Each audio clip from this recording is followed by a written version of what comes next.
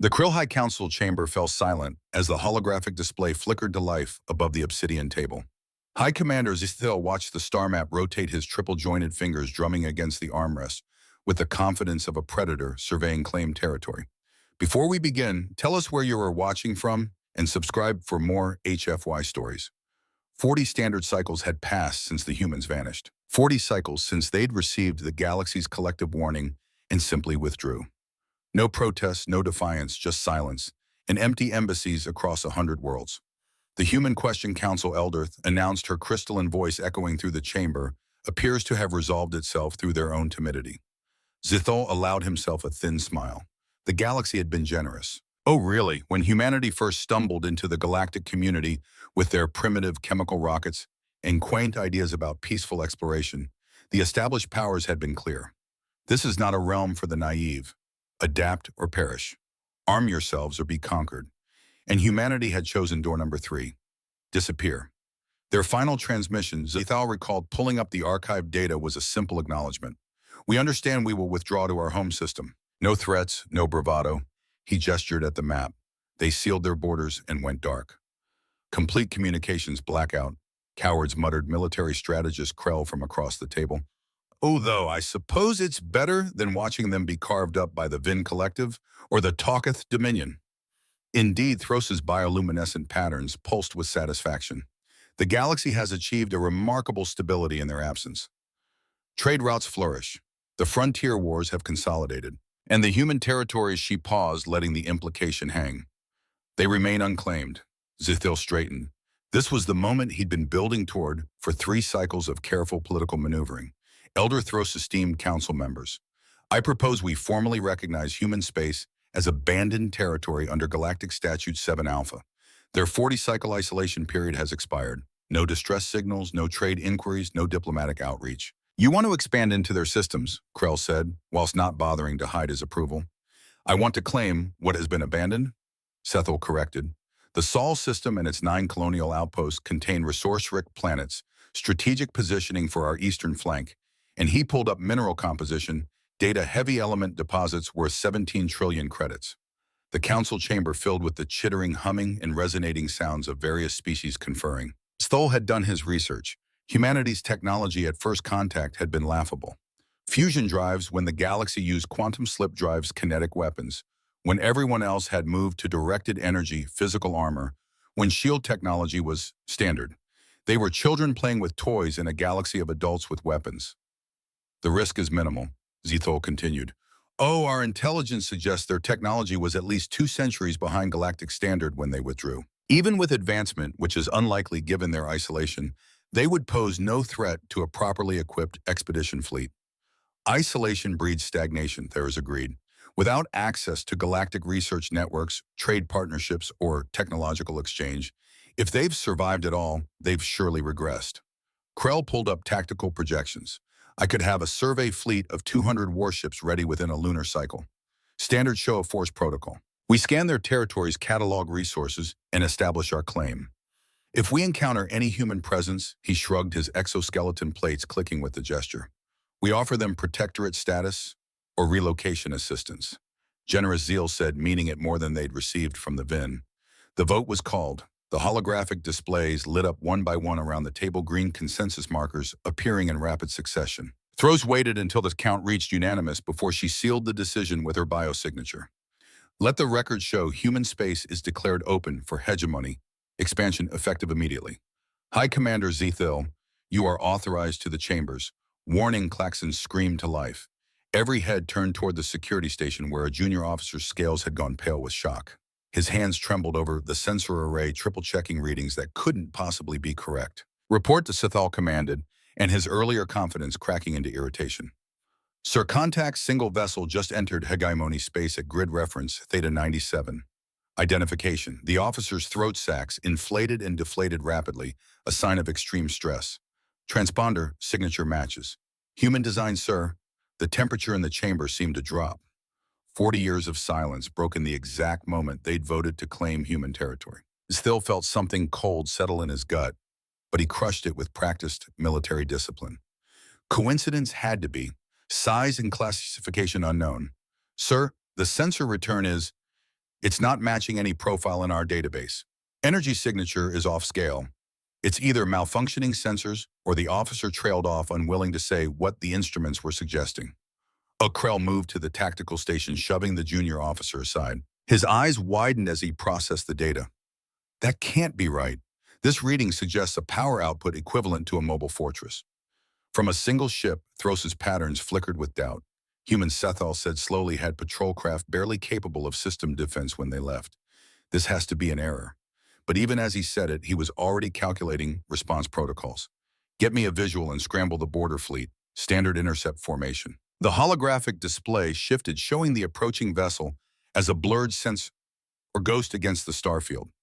It was moving at impossible speeds, not quite breaking physical laws, but pushing them hard, and it wasn't deviating from its course, wasn't slowing. Shell wasn't broadcasting anything except that steady, silent transponder pulse. Human.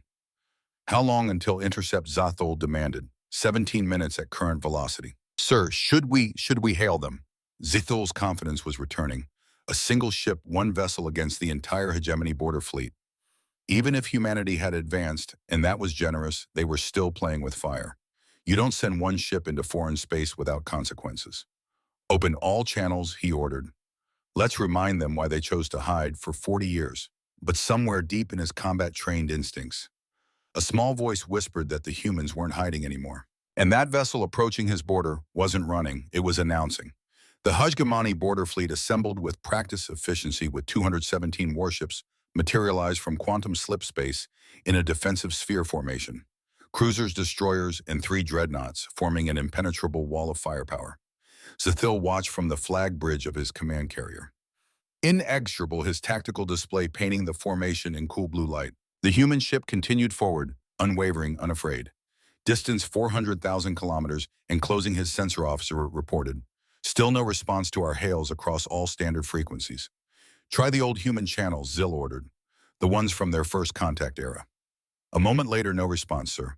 They're receiving. Our signals are penetrating their hull, but they're ignoring us. Krell, who'd insisted on joining the intercept, personally studied his own console with growing unease. Commander, I'm getting highly irregular readings from that vessel. The power signature it's still climbing as if they're charging weapons. Visuals of Threll snapped. The main display shifted, and for the first time they got a clear image of what was approaching them. The ship was wrong. Not wrong in the sense of alien. They'd seen 1,000 species designs. Wrong in the sense that it violated every principle of efficient spacecraft architecture. The galaxy had established over 10,000 years of spacefaring civilization. It was massive, easily dwarfing their largest dreadnoughts. But it wasn't bulky. Sleek lines of dark metal caught the starlight, reflecting nothing. No visible weapons ports, no obvious propulsion systems, no exposed sensor arrays or communications dishes. It looked less like a ship and more like a blade that someone had learned to make fly. That's not possible, breathed Thros, who joined them via quantum link from the council chambers. No ship that size should be able to maintain structural integrity at those speeds without reinforcement frames. I can't even see where the engines are. Humans used fusion drives, Krell said, but his voice had lost its earlier certainty. Bulky, inefficient, massive heat signatures. This thing has no thermal bloom at all. It's like the laws of thermodynamics don't apply. The ship crossed the 300,000 kilometers mark. Broadcast on all channels, Thrill commanded, forcing steel into his voice. Human vessel, you have entered Krill hegemony sovereign space without authorization and reduce velocity immediately and prepare to be boarded for inspection. Failure to comply will be interpreted as a hostile act. Silence. Then finally a response. Audio only, a woman's voice, calm and precise. Speaking flawless Krill standard with no translator delay. This is Admiral Elena Voss of the Terran Defense Fleet commanding the TDF Prometheus. This is a courtesy transit through your space. We will not deviate from our current trajectory. We recommend you stand down your weapons. Courtesy transit, as if the entire hegemony border fleet was an inconvenience to be noted and ignored. Zithril felt his crest spine stiffen with indignation. Admiral Voss, you seem to misunderstand your position. You are one ship facing 217 of the most advanced warships in this sector. Oh, power down your systems. And High Commander, the sensor officer, interrupted, his voice cracking with stress. I'm detecting additional anomalies. The human ship's shields just activated. Energy output is, sir, it's reading at 400 paw watts. That's equivalent to our entire fleet's combined reactor output. Every officer on the bridge turned to stare at the sensor station. Check your instruments, Krell ordered. That reading is impossible. No single ship could generate that much power without sensors or functioning normally, sir. I've run 3 diagnostic cycles. The readings are accurate. On the display, the human ship continued its approach. 200,000 kilometers now, well within weapons range. Thrill made his decision. Battle stations, all ships target the human vessel. Fire control. All I want a spread of plasma torpedoes and mass driver rounds. Disable their propulsion and shields. Non-lethal targeting if possible. Sir, the communications officer said urgently. Admiral Voss is transmitting again. Ignore it. Fire. The hegemony fleet opened up with a coordinated volley that would have vaporized a small moon. Hundreds of weapon systems discharged simultaneously. Plasma torpedoes streaking through the void in brilliant azure trails. Mass driver rounds accelerating to relativistic velocities. Directed energy beams converging on a single point in space. The human ship didn't even slow down. The plasma torpedoes struck first, each carrying enough explosive force to breach a dreadnought's armor. They detonated against the Prometheus's shields in spectacular cascades of light and radiation. The mass driver rounds followed kinetic penetrators designed to punch through any known defensive system. They might as well have been throwing pebbles at a fortress. The shields didn't flicker, didn't strain, didn't show even the slightest indication they'd been struck by enough firepower to level a planetary capital. The human ship emerged from the barrage completely unscathed, still maintaining course, still advancing with that same infuriating calm. Impossible, Krell whispered. Stol's mind raced through tactical scenarios. Shield technology had limits. Hard physical limits based on energy dissipation and field coherence. What they just witnessed violated every principle of defensive warfare. Full barrage, all weapons, maximum yield. The bridge crew hesitated for only a moment before following orders. The hegemony fleet unleashed everything. Sustained energy beams that could cut through planetary crust antimatter warheads, electromagnetic pulse weapons, quantum disruptors. The space around the human ship became a hell of overlapping weapon strikes. The Prometheus didn't return fire, didn't maneuver, didn't even acknowledge that it was under attack. It just kept coming. 100,000 kilometers. The sensor officer reported, his voice hollow. Sir, I'm picking up something else. Energy fluctuations in the space around their ship. It's like reality itself is bending around them. Thros's holographic image flickered with agitation. Commander, whatever they have, it's beyond anything in our technological framework. I recommend immediate withdrawal. And Thrill's pride wouldn't allow it. Couldn't allow it. The hegemony didn't retreat from a single ship no matter how advanced.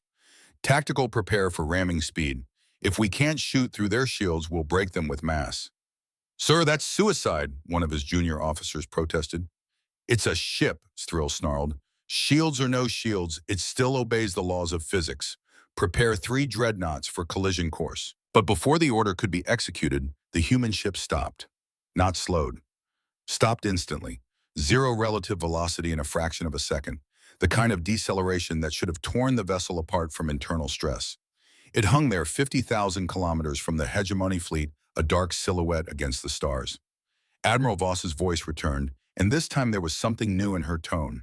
Not anger, not fear, something worse, disappointment. High Commander Zithil, 40 years ago, your people and a dozen others told humanity that the galaxy was not safe for the naive, that we needed to understand strength or we would be conquered. You were very clear about that. Do you remember? Zil said nothing. His tactical display showed weapons still firing uselessly against shields that might as well have been made of solid spacetime. We listened, Boss continued. We took your warning seriously. We withdrew to our home systems, sealed our borders, and we did exactly what you suggested. We learned about strength. A new alert screamed across every sensor station simultaneously.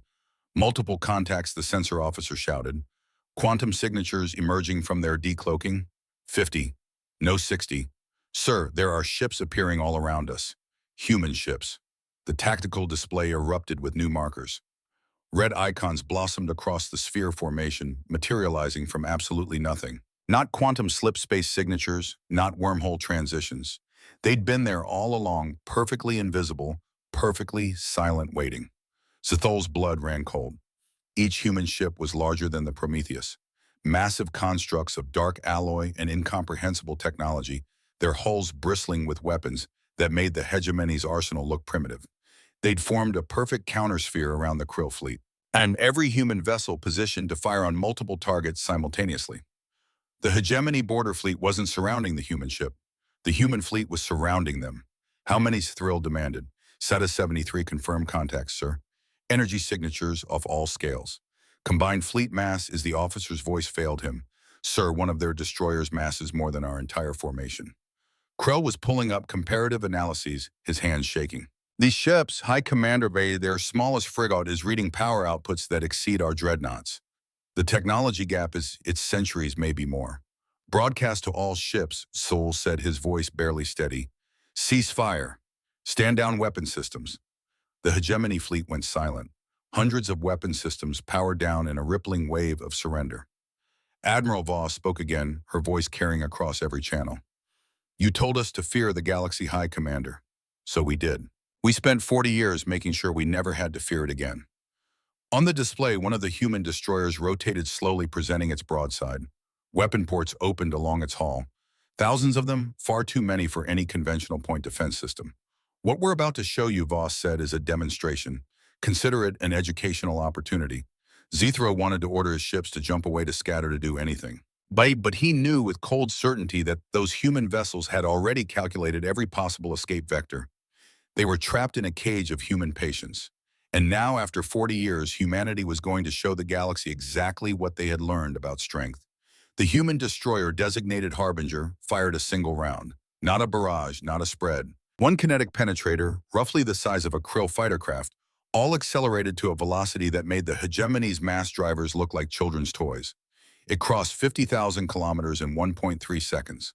The round struck the shields of the dreadnought unyielding fist, the pride of the hegemony fleet, protected by 7 layers of overlapping gravitational field generators that could withstand sustained bombardment from an entire battle group. The penetrator went through the shields like they weren't there, through the armor, through the ship. The unyielding fist split in half, its reactor core venting plasma in a brilliant blue-white explosion that painted the void. The two halves tumbled away, trailing atmosphere and debris, emergency beacons screaming into the darkness. Medical frigates are responding, someone reported in a stunned whisper, estimating 70% crew survival. Oh, the shot was surgical. They avoided the crew sections. Zethrill stared at the tactical display, his mind struggling to process what he'd witnessed. A single shot, one round. The most powerful warship in the hegemony fleet carved open like a training target. That Admiral Voss said calmly was using approximately 12% of the Harbinger's kinetic acceleration capacity. We have 217 ships in range. Would you like us to continue the demonstration? Number Sethel breathed, then louder with the last shreds of his composure. No, cease all hostile actions, fleet-wide. Stand down. All ships acknowledge. The confirmations came in one by one, each captain's voice carrying the same shocked disbelief. Krell had abandoned his station entirely. They are standing transfixed by the sensor data scrolling across his console. Commander, their weapons, they're not using directed energy at all. They've reverted to kinetic systems, but the velocities they're achieving, accelerations that should require exotic matter. Or he stopped, realization dawning in his eyes. They have it. They've mastered exotic matter manipulation. Impossible, Thros's hologram insisted, but her bioluminescent patterns flickered erratically. Exotic matter is theoretical. Every civilization in the galaxy has studied it. No one has solved the containment problem. The energy requirements alone are apparently trivial for them, Krell finished hollowly. One of the human cruisers shifted position, moving through the hegemony formation with contemptuous ease. Ships scrambled to clear a path, almost terrified of even accidental contact. As it passed within 1,000 kilometers of the sensor array ship, Vigilant Observer, every instrument on the Krill vessel, went haywire. The observer is reporting complete sensor failure. The communications officer said their gravitational sensors are showing impossible readings, space-time curvature, that shouldn't exist. It's like the human ship is warping reality just by existing near them. Admiral Voss's voice returned, and this time the calm had acquired an edge. Not of anger, something colder. The patience of a teacher with a particularly slow student. High Commander, let me tell you what happened 40 years ago. You and your allies, the Vin, the Talketh, the Baraxis Collective, you gathered humanity's ambassadors in a conference room, not unlike your council chamber. You showed us star maps of conquered territories. You played recordings of species that refused to arm themselves, who believed in peace, who trusted in diplomacy. The Prometheus rotated slightly, and for the first time Thal saw its weapons ports open. There were hundreds, thousands. The entire hull seemed to transform into a weapons platform. You showed us what happened to those species, Voss continued. How they were enslaved, their world stripped, their cultures erased. You told us very clearly that this was the galaxy's nature survival of the strongest adaptation or extinction. A new image appeared on every hegemony display transmitted directly from the human fleet, bypassing their communications protocols entirely. It showed Earth, the blue-green jewel of humanity's homeworld, a peaceful and isolated in its small corner of space. So we went home, Voss said, and we looked at our children, our families, our civilization, and we asked ourselves a question. What would we need to become to ensure they never suffered that fate? The image shifted, showing vast construction yards in the void between planets. Titanic structures that dwarfed anything the hegemony had ever attempted. Ships being assembled by the hundreds, by the thousands, each one a quantum leap beyond what humanity had possessed during first contact. We didn't hide, High Commander. We evolved. Thrill found his voice. You built all of this in 40 years. That's impossible. Technology doesn't advance that quickly. There are physical limits, economic constraints, the time required for research. And you're right, Voss interrupted. Under normal circumstances, it would take centuries, perhaps millennia. But you see, humanity had something you didn't account for. Desperation and unity, and a very, very clear goal. Another human ship moved, a massive carrier that made the Prometheus look small. Its hangars opened, revealing fighter craft that outmassed Krill destroyers, hundreds of them. We took every human mind, every engineer, every physicist, every mathematician, and we focused them on a single question. How do we survive in a galaxy that wants to eat us alive? Voss paused. We found answers, lots of them. The carrier's fighters launched in perfect synchronization, performing maneuvers that ignored conventional physics, 90-degree turns at relativistic speeds, instant acceleration, formation patterns that suggested quantum entangled coordination. Well, Krell was muttering to himself, pulling up comparative analyses. Their smallest fighter has more computing power than our entire battle network. The coordination, it's not computer-assisted, it's computer-driven. They've solved the artificial intelligence problem. Strong AI, true machine consciousness. That's banned. Someone whispered the synthetic accords. After the machine wars, every species agreed. Every species in the galaxy agreed. Voss said, making it clear she'd heard every word spoken on Krill channels. Humanity wasn't part of the galaxy. Remember, we were in our little corner of space, free to explore every avenue of research without artificial limitations. The fighters returned to their carrier with the same impossible precision, and the hangars sealed. Oh, the message was clear. This was just one capability among many. Let me show you something else, Voss continued. Tactical display, please mark target designation Omega-7. On every hegemony screen, a small asteroid appeared. Nothing special, just a rock tumbling through space about 2 million kilometers away. One of the human frigates fired not a kinetic round this time. A beam of coherent energy that made the hegemony's directed energy weapons look like flashlights. It struck the asteroid and the rock simply ceased to exist. No explosion, no debris. One moment it was there, the next it was gone. Matter converted directly to energy with perfect efficiency. That was a demonstration of our particle disintegration system. Voss explained, it operates by disrupting atomic bonds at the quantum level. Very efficient, very clean, but we can scale it from anti-personnel to anti-Larry, depending on requirements. Thros's hologram had gone almost completely dark, her patterns barely visible. You're describing weapons that violate the Galactic Convention on Humane Warfare. Matter disintegration is forbidden. The suffering it causes is instantaneous and painless. Voss cut her off. We studied your conventions very carefully, unlike some of the weapons your species employ regularly. There was something sharp in her voice. Now should we discuss Krill neural disruptors, the ones that cause conscious beings to experience their own nerve endings burning for hours before death? Silence from the council chamber. We read everything you sent us, Voss said quietly. Every treaty, every historical record, every tactical manual. We learned who you were, what you valued, or what you feared. The Prometheus began moving again, gliding through the hegemony formation like a shark through a school of fish. And we built a military specifically designed to make you experience that fear. Zill watched his tactical display with growing horror as analysis programs tried and failed to find vulnerabilities in the human ships. No weak points, no obvious reactor signatures to target, no communications arrays to jam.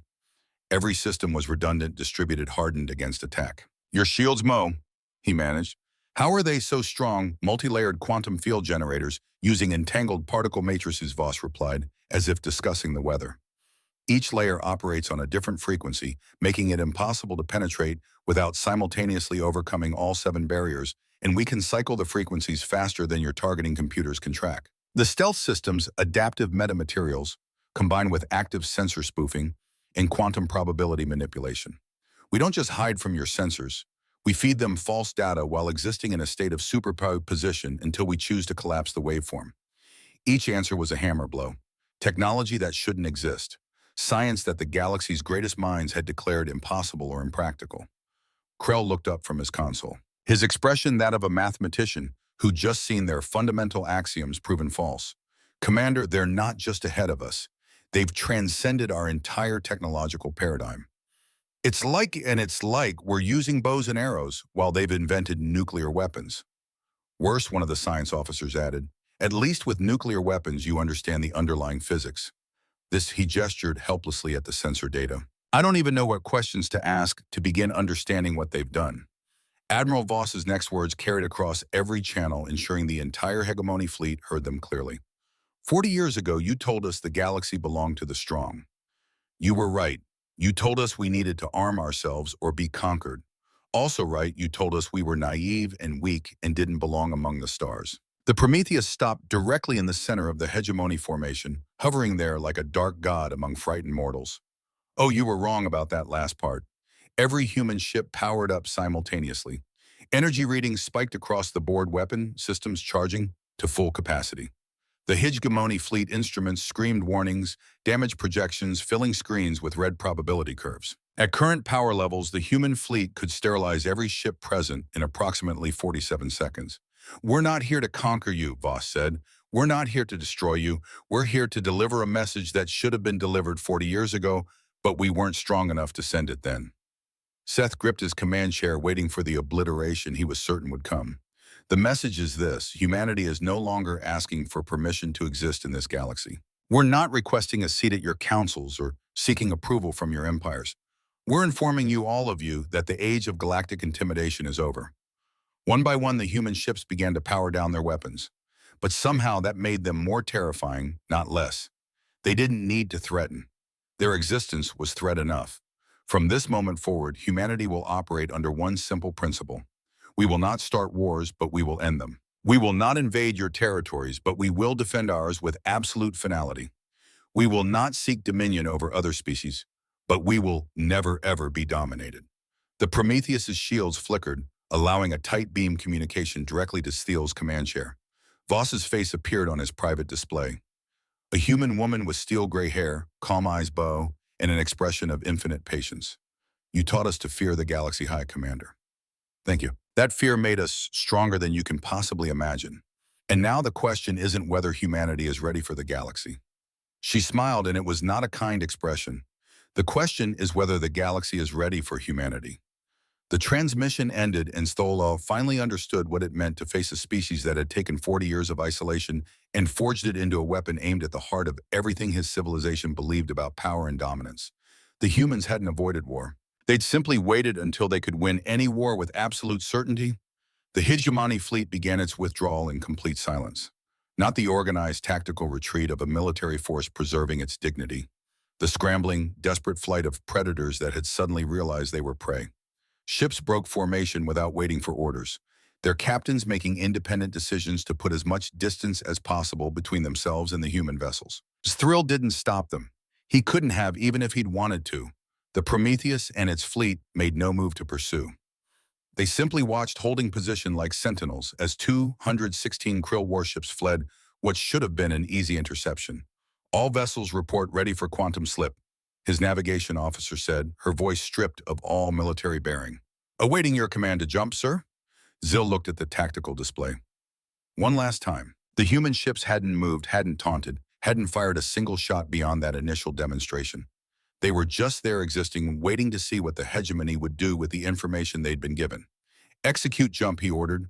Emergency speed, all ships to rally point Epsilon 3. The stars stretched and snapped, and the hegemony border fleet vanished into quantum slip space, leaving behind only the drifting halves of the unyielding fist and its rescue operations. Behind them, the human fleet began to disperse. Each ship winked out of existence, not jumping. Zero's sensors had confirmed, but simply ceasing to exist in detectable space, returning to whatever quantum shadows they'd emerged from.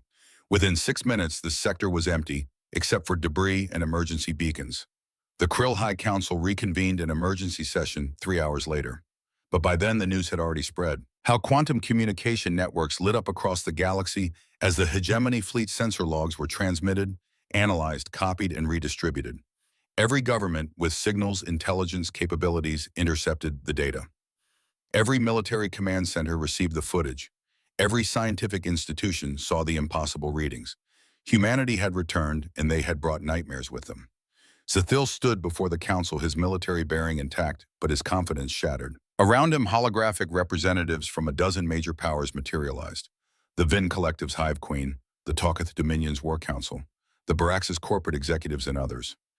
Everyone who'd been present at that conference 40 years ago, when they had warned humanity to arm themselves or perish. Apparently, how humanity had chosen option 3 become unchallengeable. The sensor data has been verified. Thros announced her bioluminescent patterns dim with stress. Multiple independent analyses confirm authenticity. The human technological advancement is unprecedented in galactic history. Impossible, the Vin Queen insisted, her mandibles clicking with agitation. No species advances that rapidly. There must be external factors. Perhaps they encountered a cache of precursor technology or formed an alliance with an unknown advanced species. Krell, who'd spent the last 3 hours running every analysis he could think of, shook his head. All evidence suggests indigenous development. The technology shows clear evolutionary progression from their first contact era systems. It's human engineering, just he struggled for words, accelerated beyond anything we've seen. How the Talketh Prime demanded, what did they do that every other species failed to accomplish? They focused, Sethel said quietly. While we maintained our trade networks, our political alliances, our colonial administration, our internal conflicts, they focused every resource, every money, every industrial facility. 40 years of absolute unity directed toward a single goal: never be vulnerable again. A Baraxis executive's hologram flickered with skepticism. Even with total focus, the physics doesn't support this. Exotic matter manipulation alone should have taken centuries to solve. Strong AI development, clears throat, quantum stealth systems, shield technology that ignores energy conservation laws. These aren't incremental advances, they're paradigm shifts. Multiple paradigm shifts. Unless one of the council scientists ventured, they weren't starting from our technological baseline. What if humanity's fundamental approach to physics is different? Their mathematics, their scientific method, their way of conceptualizing problems. The chamber fell silent as that implication settled. You're suggesting they think differently than us, Thros asked. I'm suggesting they might perceive reality differently, the scientist corrected. Every species in the galaxy develops space travel using the same basic principles because we all evolved it under similar constraints. But humans, he pulled up anthropological data from first contact. They're persistence hunters, endurance specialists. They don't just solve problems, they outlast them. Or what if they applied that same philosophy to technological development? They brute force solutions through sheer stubborn persistence. Krell realized problems we abandoned as unsolvable. They just kept working on for decades without distraction. Warning alerts began flooding into the council chamber. Reports from monitoring stations across the galaxy, human vessels detected in Vin space. Human fleet signatures confirmed near Talketh border. Baraxis mining colonies reporting human ship presence. They're everywhere. Thros whispered. How many ships do they have? The intelligence officer's hands trembled as he compiled the data. At least 1,200 confirmed contacts across 17 sectors. And those are just the ones we can detect based on their stealth capabilities. Oh, there could be 10 times that number we're simply not seeing. 1,200 ships, each one potentially more powerful than an entire battle group. The Vin Queen's hologram pulsed with alarm. This is an invasion force. They're positioning for simultaneous strikes across the galaxy. No, Zerol said with certainty. If they wanted to invade, we'd already be conquered. They're not positioning for attack. They're making themselves visible. This is a statement. What kind of statement? The kind that says, we're here. We've always been here, and now we're done hiding. More reports flooded in. Human ships appearing at major trade routes near diplomatic stations and neutral zones, at the edges of contested territories, always watching, never aggressive, simply present. Joe the Talketh. Prime's hologram flickered with poorly concealed fear. We need to organize a coalition, pull our military resources. If we coordinate a simultaneous, you'll lose, Krell interrupted flatly. I've run every simulation I can think of. Even a full galactic alliance with every military asset we possess has less than a 3% probability of victory. And that's assuming the humans show us all their capabilities, which I guarantee they haven't. Then what do? The Baraxis executive demanded. Surrender, offer them tribute, become vassal states. Before anyone could answer, a new communication request appeared on every console simultaneously. Priority Alpha Origin Human Space. The transmission protocols were elegant, efficient, and completely ignored every encryption standard the galaxy used. The humans had walked through their most secure communications like they weren't even there. Thros accepted the connection with shaking hands. Admiral Elena Voss appeared, her image crystal clear despite the vast distance behind her, through the viewport of what must be the Prometheus's bridge. Stars wheeled in the darkness. Asterisk, greetings, she said, her tone professional. I apologize for the intrusion, but we wanted to address the galaxy directly rather than allow speculation to spiral into panic. Admiral Voss, Thros managed your presence in multiple sovereign territories is causing considerable alarm. I understand that's why we're initiating formal diplomatic contact. Humanity is prepared to open channels with all major galactic powers. We have proposals for trade agreements, research partnerships, and mutual defense pacts. She paused. We're also offering to mediate several ongoing conflicts that have destabilized frontier sectors. The council members exchanged glances, offering to mediate as if humanity were the established power, and they were the newcomers seeking favor, which Zathol realized with crushing clarity was exactly the new reality. What are your terms? The Vin Queen asked suspiciously. Mutual respect, territorial sovereignty, and an absolute prohibition on the practices you demonstrated to us 40 years ago. Voss's expression hardened. No more showing species recordings of conquered civilizations as intimidation tactics. No more threatening extinction to force compliance. No more enslaving species that refuse to militarize. And if we refuse these terms, the Talketh Prime challenged, then you refuse, Voss said simply. Humanity doesn't enforce morality through conquest. But understand this, any species that attempts to prey on weaker civilizations will find humanity standing between them and their victims. We're offering partnership protection for those who want it, fair trade for those who seek it, and for those who oppose you, Zeal asked. Voss met his gaze through the holographic display. We remember, High Commander. We remember species that showed us the galaxy's cruelty and told us to adapt or die.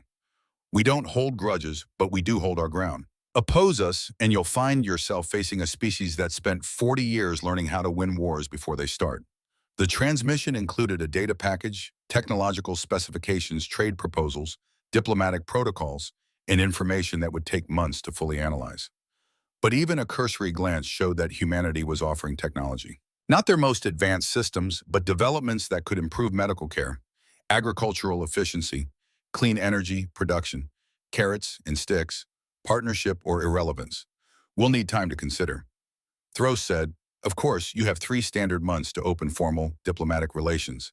After that, humanity will begin establishing our own trade routes, defensive pacts, and territorial claims. We'd prefer to do this cooperatively. Voss smiled slightly, but we're prepared to do it alone if necessary. The transmission ended. The council chamber remained silent for a long moment. Then the Baraxis executive laughed, a bitter, disbelieving sound. 3 months, he repeated.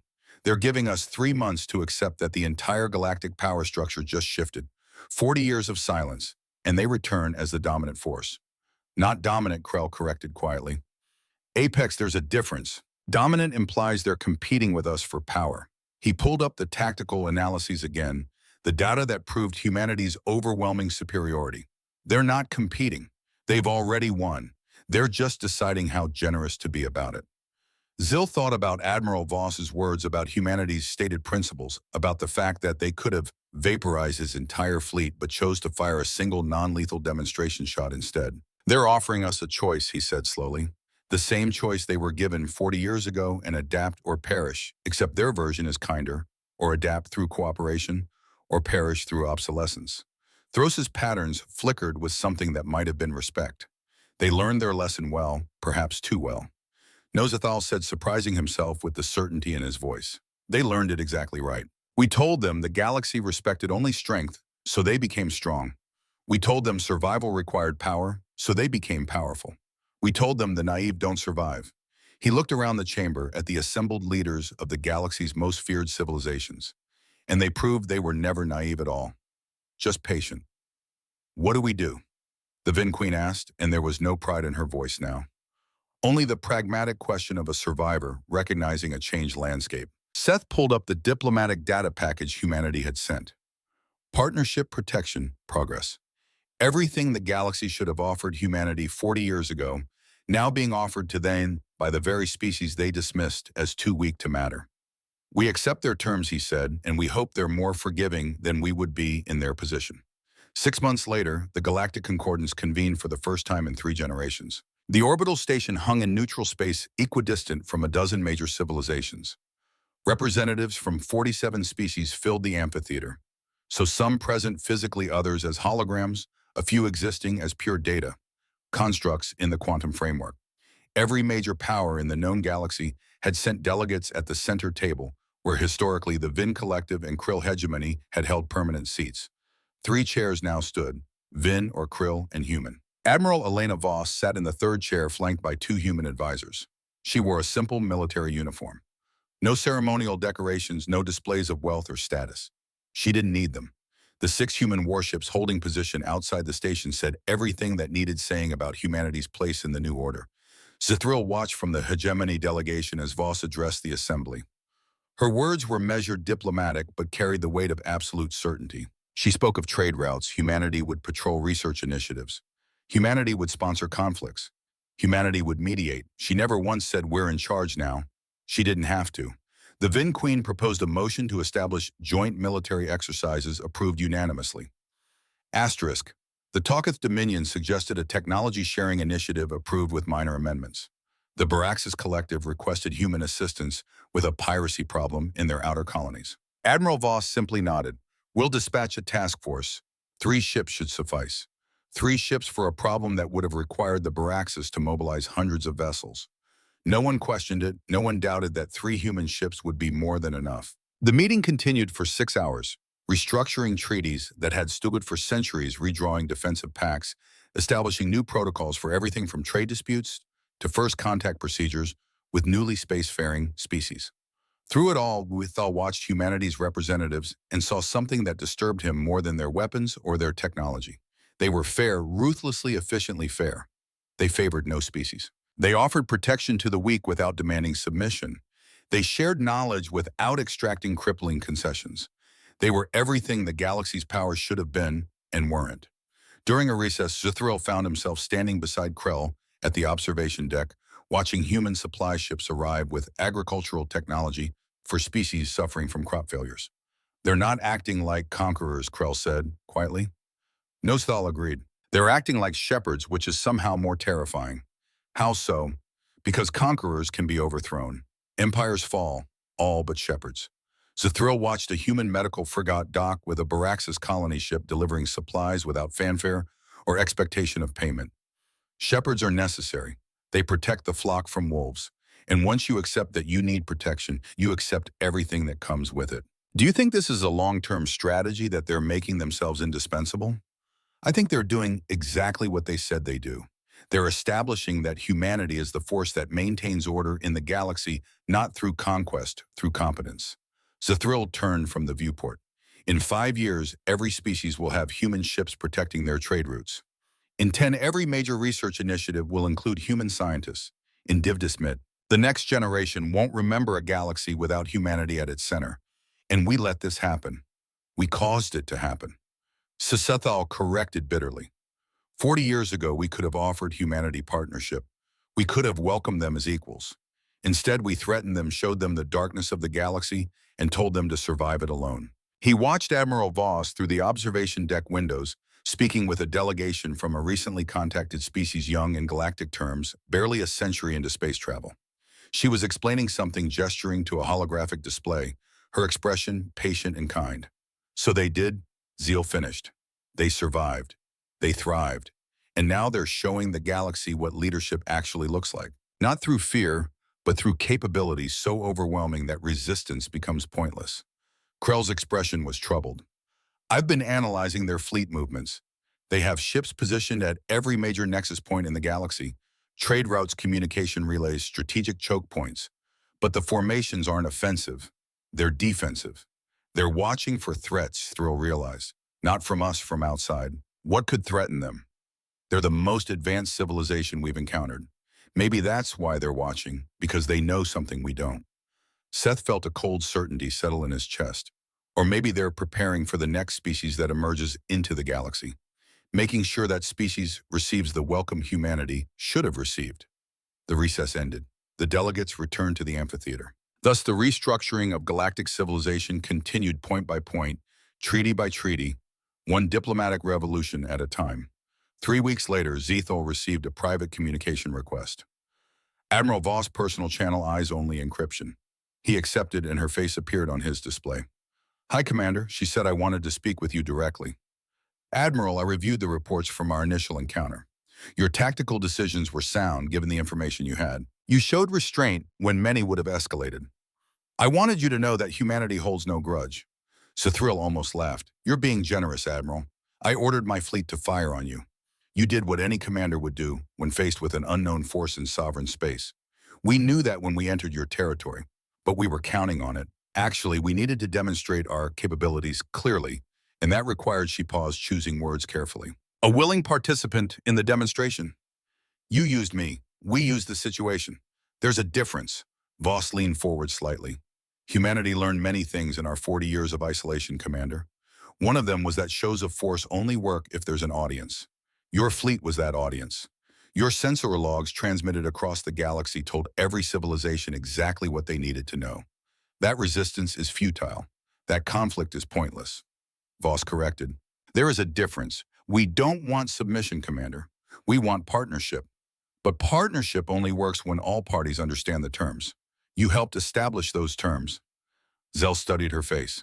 Oh, looking for deception, for arrogance, for any sign of the qualities he'd expect from a conquering force.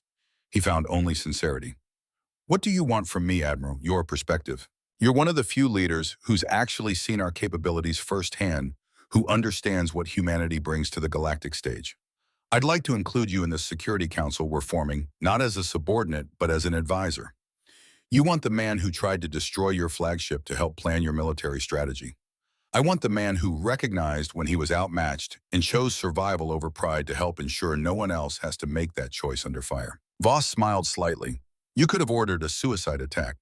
You could have scattered your fleet and forced us to hunt them down. You didn't. But you saw the situation clearly and acted accordingly. That's the kind of thinking humanity values." Zethrill was quiet for a long moment. "Then why didn't you come back sooner? If you'd achieved this technological superiority 10 years ago, 20 years ago, why wait until now?" "Because we weren't ready," Voss said simply. "Not militarily. We could have done this years ago, but psychologically as a species." She looked away towards something off-screen. "We spent 40 years unified by fear, Commander. Fear of conquest, fear of extinction, fear of the galaxy you showed us. But we couldn't emerge as a galactic power while still driven by fear. We needed to evolve beyond it. And have you? We're trying. Every day we're trying." She met his gaze again. "We don't want to be what we were shown. We want to be better. But we also won't allow ourselves to be victims. So we built the capability to defend anything we care about anywhere in the galaxy against any threat. And then we came back." Zill thought about his options. He could refuse, retire to some quiet world and watch history unfold without him, or he could accept and help shape how humanity integrated itself into galactic civilization. "I'll need to consult with the Hegemony Council," he said. "Of course. Take whatever time you need." Voss prepared to close the channel, then paused. "Commander, thank you for the lesson you taught us 40 years ago. You showed us what the galaxy was. We spent 4 decades learning how to change it." The transmission ended. Sethol sat in silence, staring at the blank screen. Around him, his quarters aboard the diplomatic vessel felt suddenly small and confining. The walls of an old order that no longer existed. He pulled up the latest intelligence reports. Human ships had made contact with 7 previously unknown species in the past month. Each time they'd offered aid, knowledge, protection, everything humanity itself had been denied. Each time they'd extended the hand they'd wished someone had extended to them. and the galaxy was accepting it gratefully, desperately. Because after 10,000 years of empire building and power struggles, and threats and counter-threats, here was finally a species with the power to enforce peace, and the wisdom to choose it. Sybil made his decision. He composed his response to Admiral Voss, accepting her offer, knowing that he was signing on to be part of something unprecedented in galactic history. Not a conquest in evolution. And in the darkness between stars, human vessels continued their silent watch. Thousands of ships positioned with mathematical precision, forming an invisible net of security across known space. They didn't patrol aggressively. They didn't assert dominance. They simply existed, ready, waiting. The galaxy had taught humanity to be afraid. Humanity had learned the lesson, and then they'd learn one more. Fear makes you careful, but it shouldn't make you cruel. Power creates responsibility, not privilege. And the strong protect the weak, not because they must, but because they can. 40 years ago, the galaxy told humanity to adapt or perish. Humanity had chosen a third option. They adapted the galaxy itself. What do you think about this clash between alien arrogance and human power? Oh, share your thoughts below and remember to like and subscribe for more. For HFY stories.